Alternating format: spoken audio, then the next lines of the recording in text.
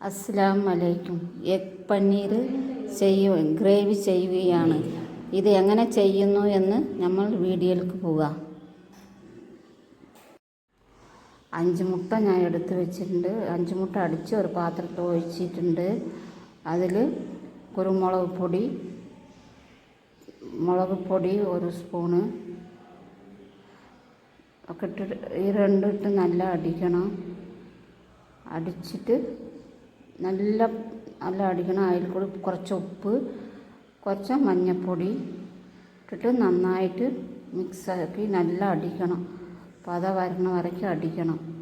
അടിച്ച് ഒരു പ്ലാസ്റ്റിക് പാത്രത്തിൽ വെളിച്ചെണ്ണ തടവുക, അത് ഒട്ടാണ്ടിരിക്കാൻ വേണ്ടിയിട്ട്. വെളിച്ചെണ്ണ തടവിയിട്ട് അതിൽ നല്ല എല്ലാ ഭാഗത്തും ആവണ മാതിരി ഒഴിച്ചിട്ട് പിന്നെ അതിൽ ഈ മുട്ടയുടെ മിക്സ് ഒഴിച്ച് മൂടി വെച്ചിട്ട് ഒരു ഇഡ്ഡലി പാത്രത്തിൽ വെച്ചിട്ടുണ്ട്. ഇത് വന്ന് ഒരു 1/4 മണിനേരം ഇട്ടാളയണം. അപ്പോൾ തന്നെ നല്ല ആവി അതിലേക്ക് തട്ടി നല്ല വേവുള്ളൂ. ഇപ്പോൾ വെന്താ നോക്കാം. ഒരു കൊള്ളി കൊണ്ട് കുത്തി നോക്കിയാൽ കാണും. അതിൽ ഒട്ടിയിട്ടുണ്ടെങ്കിൽ വെന്തിട്ടുണ്ടാവില്ല. ഇത് നല്ല വെന്തിട്ടുണ്ട്. അതിൻ്റെ ശേഷം എടുത്തൊരു പാത്രത്തിൽ ഇടുക. പിന്നെ കത്തി കൊണ്ട് ചെറുതായിട്ട് കട്ടാക്കി എടുക്കുക. ചെറിയ കഷ്ണമാക്കിയിട്ട് കട്ടാക്കി എടുക്കുക. ഇതേമാതിരി ചെറിയ കഷ്ണമാക്കി എടുത്തളയണം. അത് അമർത്തി നോക്കിയാൽ നല്ല പഞ്ഞി പോലെ ഉണ്ടാകും. നമ്മൾ പാൽ പനീർ അങ്ങനെ ഉണ്ട്, അതേപോലെ തന്നെ ഉണ്ടാകും. ഇതും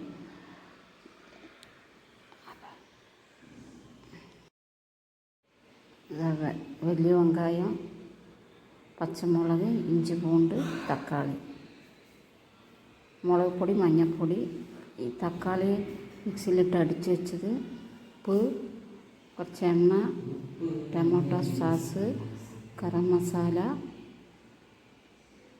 കുറച്ച് മല്ലിയില. ചീഞ്ചട്ടി അടുപ്പത്ത് വെച്ചിട്ട് കുറച്ച് എണ്ണ ഒഴിച്ച്